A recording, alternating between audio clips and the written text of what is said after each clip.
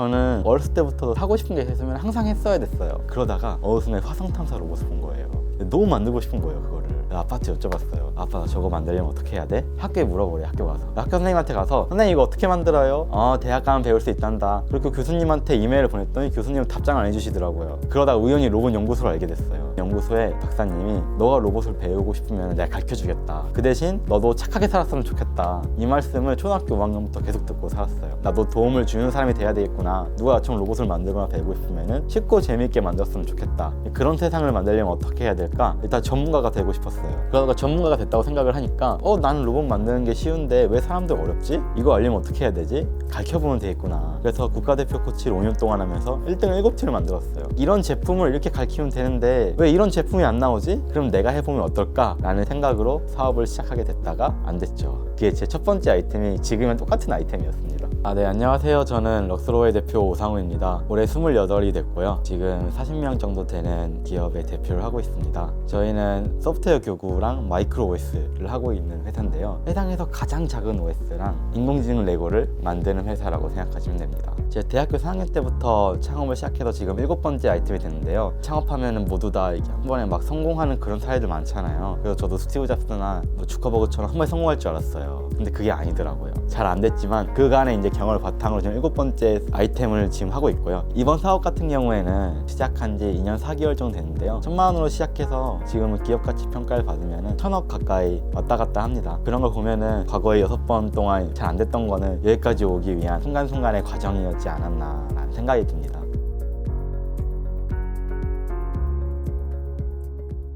사실 저는 특기자로 대학교에 들어갔어요. 그 특기자 조건이 연구실에서 일을 하는 거였거든요. 대학교 2학년이 됐어요. 우연한 기회에 제가 어린 나이 팀장이 됐었어요. 지능형 로봇팀이라는 100억짜리 컨소시엄을 만든 과제가 있었어요. 그 과제를 따오는 게 저희 학교의 목표였어요. 근데 그걸 따오려면은 프로토타입이 필요하대요. 근데 교수님이 저한테 쿼드콥터를 만들어 봤으면 좋겠다라는 말을 하시더라고요. 엄청 열심히 프로토타입을 만들었는데 이게 생각보다 날리고 싶다가 않는 게 아니더라고요. 그러다 사고가 났어요. 쿼드콥터가 저한테 날라온 거예요.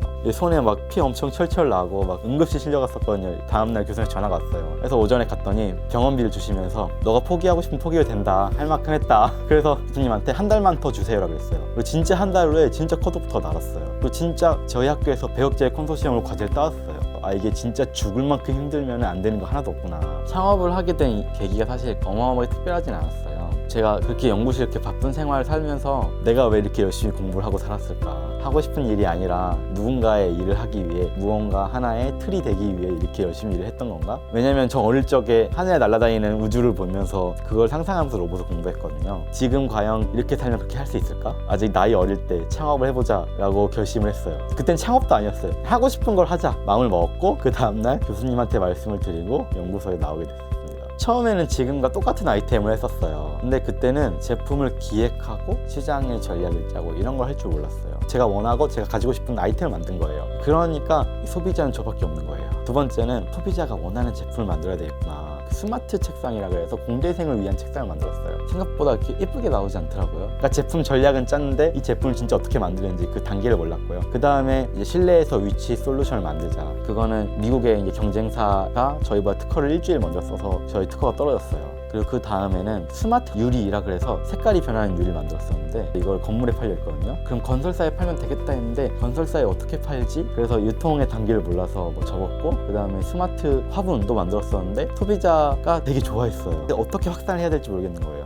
어느 순간 이런 생각이 든 거예요. 그냥 대학원이나 갈까? 그냥 유학이나 갈까? 하다가 CTO랑 같이 마지막으로 한 번만 처음 했던 아이템 한 번만 더 해보면 안 되냐. 그간의 경험을 바탕으로 이 사업을 시작하게 됐어요. 과거의 사례들을 보면은 양산, 특허, 유통, 소비자, 그리고 시장, 세그먼트, 대기업들과의 협력, 기타 등등을 되게 많이 배웠었어요. 다양한 아이템을 만들면서. 그러다 보니까 이게 하나하나 일사천리로 되게 빨리 되는 거예요. 이 아이템 같은 경우에는 시드 투자를 받은 데까지 4달 정도밖에 안 걸렸어요. 근데 그때 투자를 받고 난 다음부터 사람들에게 드디어 월급을 줄 수 있게 되고 제품 개발 진척 속도가 엄청 빨라진 거예요. 그러다 보니까 시리즈 A 투자도 되게 빨리 들어오고 시리즈 B도 되게 빨리 들어오고 이번 사업 같은 경우에는 제품을 개발을 하기 전에 이 시장에 나와 있는 모든 제품들을 리스트업을 쫙 했어요. 이 제품들은 전체 제품에 대해서 어떤 시장을 공략하고 있고 왜 이 시장을 공략하고 있고 이런 것들을 전략 문서 쫙 분석했어요. 그러니까 딱 알겠는 거예요. 초등학교 고학년부터 고등학교까지의 세그먼트는 현재 아무도 소프트웨어 교육 쪽에 하고 있지 않다. 근데 그 세그먼트를 들어가려면은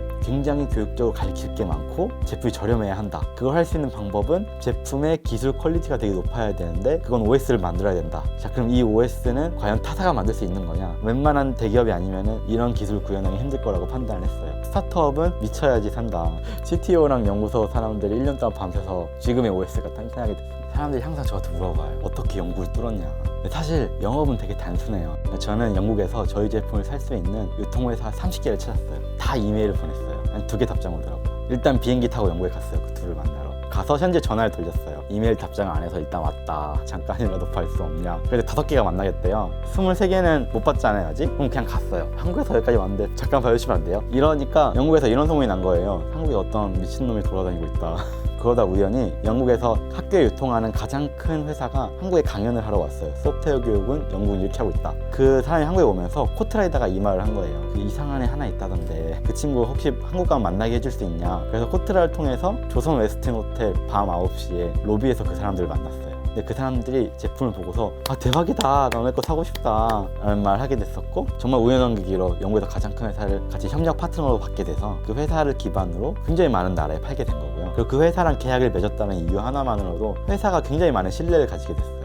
하지만 여기서 이제 문제가 발생하기 시작했죠. 왜냐면 스타트업들은 항상 제품이 완벽하지 않기 때문에 어마어마한 버그들이 탄생하기 시작한 거예요. 버그가 380개 정도 있는 거예요. 사실 1월에 제품을 납품해 주기로 한 상태였는데 이대로 납품하면 너무 나쁜 놈이 될 것 같은 거예요. 완벽하지 않은 제품이니까. 고민을 하다가 3일 전에 영국 애들한테 이메일 썼어요. 나 지금 영국에 갈게. 잠깐 미팅 좀 했으면 좋겠다 하고 바로 영국에 날아갔어요. 난 지금까지 380개가 넘는 버그가 있었는데 그 버그를 다 고쳤다. 그 제품을 납품을 하려고 하다 보니까 양산하는 과정 속에서 몇 가지의 크리티컬한 버그를 또 발견을 했다. 근데 이 버그 내가 한 달 안에 무조건 고치겠다. 근데 내가 여기에 직접 온 거는 너네들이 우리 회사에 대한 믿음과 신뢰를 저버리지 않았으면 좋겠다는 의미에서 이렇게 급하게 너네들 찾아왔다. 난 그걸 너네랑 같이 지켰으면 좋겠다. 날 한 번만 더 믿어주면 안 되겠냐. 그랬더니 아저씨들이 와서 막 껴안으시더라고요. I trust you, I believe you 라고 하면서 맨 처음 너를 봤을 때 너의 눈빛을 잊을 수 없다. Our baby를 같이 만들어서 같이 시장에 런칭을 하자 라고 해서 한 달 후에 제품을 그렇게 보내주게 됐고요. 극적으로 이제 영국에 그렇게 납품을 하게 됐었습니다. 사실 인수 제안이 몇 번 왔었어요. 이 마이크로 OS라는 게 직접 만들긴 귀찮고 근데 필요하고 IoT라는 회사들은 대부분 다 원하거든요. 그 중에서 가장 충격적이었던 것 중 하나가 실리콘밸리에 있는 굉장히 큰 회사 중에 하나가 저희 회사를 인수하고 싶다는 말을 했었어요. 1,000억이라는 돈은 절대 작은 돈이 아니었거든요. 그러니까 이 회사는 저희 회사의 기술을 원하는 거지 저희 제품을 원하는 게 아니었어요. 근데 이 기술만 하게 되면은 IoT 시장은 확산이 돼도 교육 시장은 정체될 것 같다는 생각이 들었어요. 이 회사를 만들고 이 제품을 만드는 이유는 소프트웨어 교육을 통해서 모든 아이들이 학교에서 즐겁고 창의적인 교육을 이 모디라는 제품을 통해 받았으면 좋겠다는 마음을 했었단 말이에요. 사업할 때 가장 중요한 거는 이 사업을 하는 본질적 목적과 본질적 목표가 무엇이냐가 되게 중요한 것 같아요. 근데 그걸 잊어버리면은 항상 방향을 잃고 항상 다른 길로 가게 되는 것 같아요, 회사가. 근데 저희 회사가 빠르게 이렇게 올라갈 수 있었던 거는 근본적이면서도 본질적인 가치를 잊지 말자. 우리가 왜 10만 원씩 받으면서 이 고생을 하면서 여기에 왜 있었냐. 물론 엑싯도 생각은 있지만 그 엑싯의 가치가 어떤 가치냐에 따라 다를 것 같습니다. 아이들 상상력은 뛰어나잖아요. 아이들이 학교에서 수학, 과학 열심히 배워요. 그거를 진짜 실물로 만들어낼 수 있는 게 소프트웨어 교육이거든요. A라는 거를 만들기 위해서 1부터 100가지의 방법들이 있어요. 근데 아이들은 1부터 100가지 방법 중에서 자기가 학교에서 배운 걸 기반으로 해서 생각을 해서 그 방법을 찾아내서 그걸 만들어요. 근데 만들다 보면은 이것보다 더 좋은 방법이 있는 것 같아. 그럼 그 방법을 가지고 와서 만들고 게임하듯이 레벨업 하듯이 눈에서 보이니까 애들이 빠져들게 되더라고요. 근데 아이들이 학교에서 이제 세그웨이를 만들 수 있는 시대가 온 거예요. 얼마나 창의적인 거예요. 작년에 48개국에서 저희 제품을 사갔었어요. 우리나라도 소프트웨어 교육이 의무화 교육이 됐잖아요. 이미 많은 선진국들은 의무화 교육이 됐고 저희 제품을 그래서 원하는 수요가 급증하기 시작했고 저희의 전략은 이거예요. 안드로이드가 성공했던 이유는 2가지거든요. 첫 번째는 되게 쓰기 쉬워서예요. 두 번째는 안드로이드를 쓰는 사람이 많아서예요. 안드로이드 교육을 많이 받아서예요. 모디 OS라는 게 쓰기가 되게 쉬워요. 근데 저희가 대학교에서 이 OS를 가르치고 하려면은 애들이 초등학교 때부터 대학교까지 모디에 점점 녹아 들어가 보면은 저희의 과정 하나하나를 들어가게 할 수 있거든요. 5년에서 8년 후에 장기적인 비전을 보고서 지금 마이크로 OS 사업을 하고 있습니다. 스타트업이라는 거는 세상에 없는 혁신적 가치를 실질적 가치로 만드는 회사라고 생각을 해요. 제가 사업을 이 아이템 시작했을 때 모두가 저한테 뭐라 그랬냐면은 야, 그런 아이템은 나올 수가 없어. 그런 거 만들어서 어디다 팔어? 그런 건 세상을 바꿀 수 없어 라고 모든 사람들 이렇게 얘기를 했어요. 근데 계속 하고 있잖아요. 저는 항상 이렇게 얘기했어요. 내가 생각하는 내 가치는 이 세상을 진짜 바꿀 수 있다. 그걸 믿었고 저의 신념이 있어요. 이 제품은 많은 아이들을 행복하게 만들 수 있다. 근데 그 신념들을 가지고 사업을 하다 보니까 그 신념들이 세상을 조금씩 바꾸고 있는 것 같습니다. 이 신념대로 밀어붙이세요. 근데 하지만 하나만 확인해봐요. 진짜 이 신념이 진짠지 정말 많이 물어보고 다니세요. 그러면은 단기간 안에 굉장히 빠른 성과들을 많이 얻을 수 있을 것 같습니다.